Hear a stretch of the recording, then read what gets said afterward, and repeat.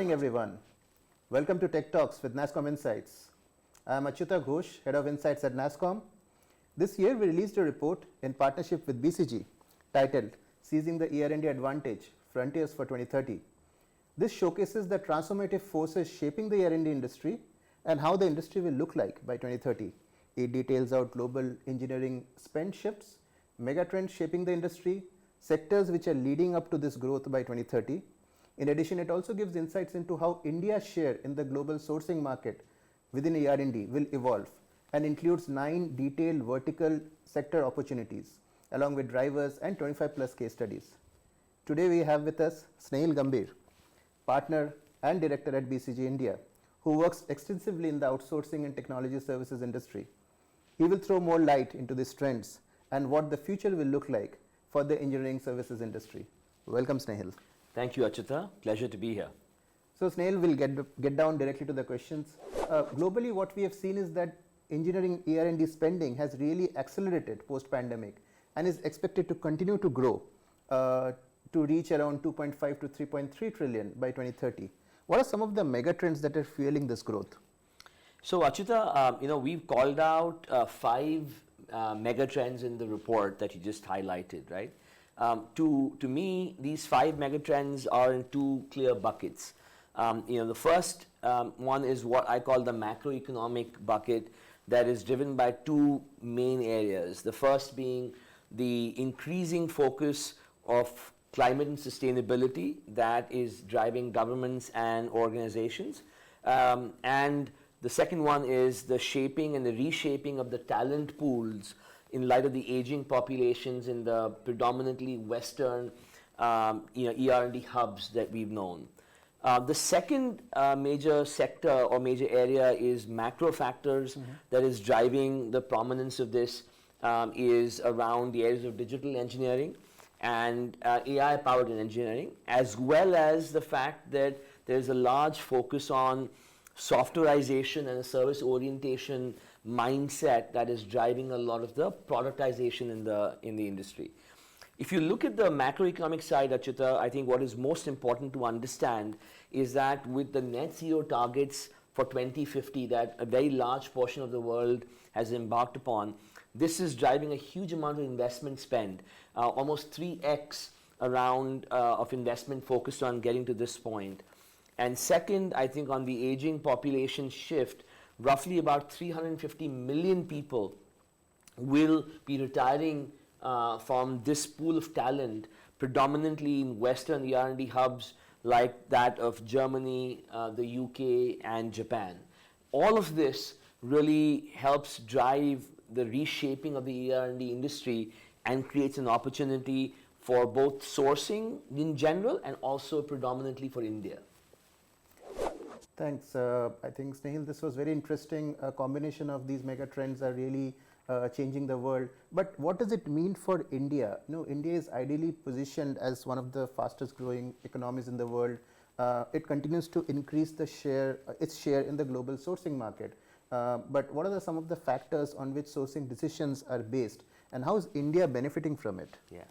So, like I mentioned, Achyuta, there are 3 main areas that I think are driving the opportunity for India, right?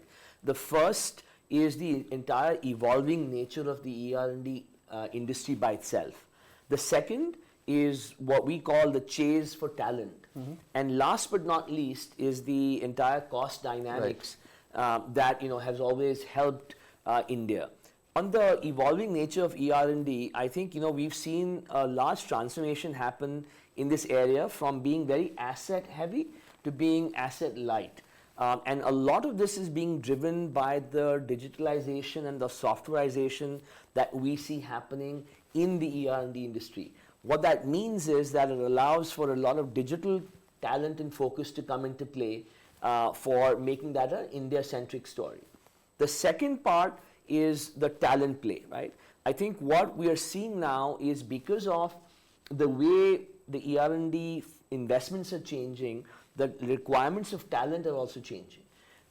You require more people that bring a very native digital mindset to it. You require scale and you require agility. All 3 of which are really a plus point for India. And last but not least is the fact that, doing all of this in a cost competitive situation is an icing on the cake. And I think that will continue to be a large portion of what makes India an attractive destination. And I think besides all of this, I think is the idea that you can pursue India as a long-term investment from the scale that we provide and from an eventual growth into being a supply chain powerhouse as well. Perfect. Thank you. Snehal, what are some of the best practices that you saw, that is driving innovation and inculcating, that India can inculcate from other countries for enabling future growth in the R&D sector? Achyuta, this is, I think, probably the most important point, right? While the opportunity for India is immense, I think we have a lot of work to do to make sure we capture all of it. One of the most important aspects that I think we can leverage is the better integration of industry and academia. How can we promote more innovative ER&D practices? Case in point, the government of Israel has a partnership with CERN that ensures that there is real-world application of cutting-edge research that CERN does. I think as we look at India, how can Indian organizations work with academia, and not just a handful of the IITs, but more broader, to really find cutting-edge applications that can really be game changers. The second part, and linked to the first, is how do we really make sure that our curriculum is really focused on being top-notch and focused on experience and led rather than just being rote. Focus on introducing STEM, and a great example is how Taiwan has introduced STEAM, which is a combination of STEM and arts and as well, to really make design thinking and design related disciplines be prime on people's mind. And I think last but not least is just leveraging technology in real world innovation and education. I think again Korea is a great example of having been able to balance that very well across education and then directly into industry as well. Yeah, I think there's so many things that we could learn from some of these countries. My last question to you, Snehal, what are growth imperatives for the sector to leapfrog by 2030 in India? Can you share some best practices that we can imbibe? Sure. So I think the largest contributing factor that will allow us to really make the most of it is just our ability to bring the right skills to bear. So in the report, we call out two particular items that we have to watch out for. One is called skill synchronicity, right? By that we mean ensuring we can identify what the real skill sets are that the ER&D industry needs, and developing an ecosystem to train people for these skills at scale. So India is known for talent, and we have talent at scale. But how do we make sure that we transition from talent at scale to skill set at scale? That's very, very important. You really want to make sure that Indian academia and Indian industry are joint players in being able to develop the curriculum of the future, ensure that the quality of education is really top-notch. And so we are producing more people that are directly friendly to being employed in these industries than ever before. I think this, obviously India's dominance in the software industry means that that's an area we should ensure we keep continuous focus on, because that is a clear player for both, not only in areas like consumer electronics, but also as softwareization drives industries like automotive, it becomes a strength for us to play. The second important part is the competition. There are very clear emerging geo contenders that we have to be conscious of, right? One, I think, is the idea of nearshore, right? How, there are key players in like Poland, Bulgaria, Mexico, etc., who are creating strong incentives to pull in ER&D investments in key, sectors. And I think those are something we should watch out for. The other ones closer to home, are, for example, Malaysia, right? Vietnam, Philippines. So I think there is enough and more. I think what really makes India's case stronger is that we, have a broad breadth of talent across industries, and we can go deep in scale. But ensuring that we are able to create that focus is important.